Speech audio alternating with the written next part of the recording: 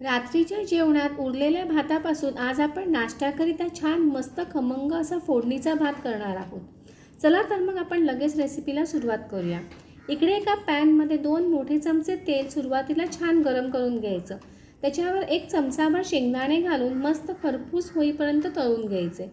आता बारीक चिरलेला लसूण घालून घ्यायचा। फोडणीचा भात म्हटलं की लसूण हा आलाच पाहिजे।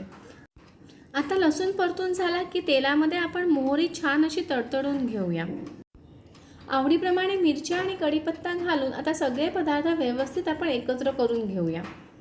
या पद्धतीने केलेला फोडणीचा भात चवीला अगदी अप्रतिम होतो।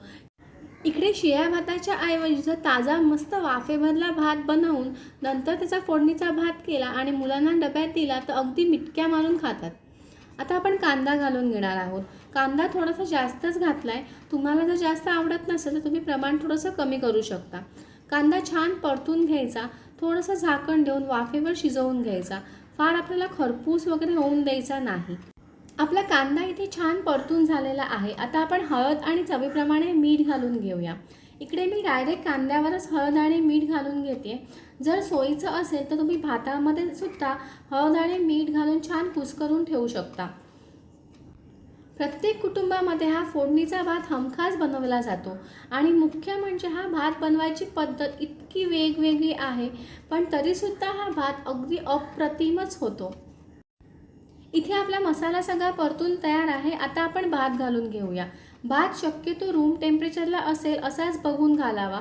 फ्रीजमधनं काढलेला गार भात घालू नये। तुमच्या घरी फोडणीचा भात कुठल्या पद्धतीने बनविला जातो हे मला कमेंट करून कळवाल का? मी ती सुद्धा पद्धत नक्की ट्राय करून पाहीन।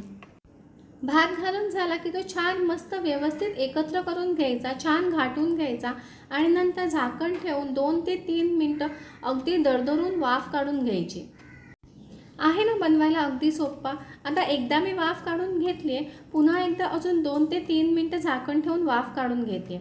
आता मस्त भरपूर अशी बारीक चिरलेली कोथिंबीर घालून घ्यायची आणि आवडत असल्यास थोडासा लिंबाचा रस पिळून घ्यायचा। त्याने भाताची चव खूप छान एनहान्स होते। मग आजची ही फोडणीच्या भाताची अगदी सोपी अशी रेसिपी तुम्हाला कशी वाटली हे मला कमेंट करून नक्की कळवा। व्हिडिओ आवडला असेल तर तो लाईक आणि शेअर करायला विसरू नका। हा घ्या मस्त वाफेवरला गरमागरम फोडणीचा भात आपला इथे सर्व करायला तयार आहे। आता सकाळी खूप घाई गडबड असेल किंवा नाश्त्याकरिता काहीच नसेल तर अशा वेळेला हा फोडणीचा भात नक्की करून पहा, तुम्हाला नक्कीच आवडेल। आणि हो, निरोप घ्यायच्या आधी तुम्हाला सगळ्यांना एक विनंती आहे, जर अजून माझ्या चॅनलला सबस्क्राईब केलं नसेल तर प्लीज करून घ्या। लवकरच भेटू अशी एक छानशी रेसिपी घेऊन। तोपर्यंत बाय बाय।